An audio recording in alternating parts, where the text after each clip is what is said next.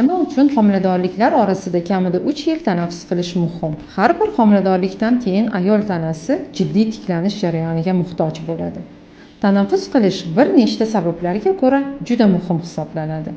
Birinchisi, organizmdagi resurslar to'liq tiklanadi.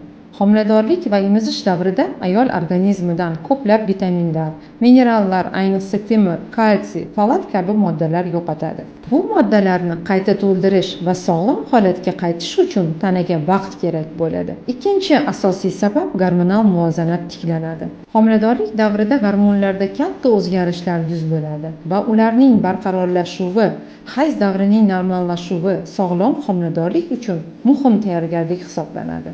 Uchinchi, ayol jismoniy va ruhiy jihatdan tiklanadi. Har bir homiladorlik nafaqat jismoniy, balki ruhiy jihatdan ham katta kuch talab qiladi. 3 yillik tanaffus ayolga o'zini tiklash, farzandiga yetarli parvarish ko'rsatish va keyingi homiladorlikka tayyorlanish uchun qulay imkoniyatdir. Xulosa shuki, homiladorliklar orasidagi 3 yillik tanaffus bu ayol salomatligiga bo'lgan e'tibor, bola sog'lig'i uchun investitsiya va oiladagi farovonlik garovidir. Ayol sog'lom bo'lsa, farzandlar ham baxtli, kuchli va albatta sog'lom bo'lishadi.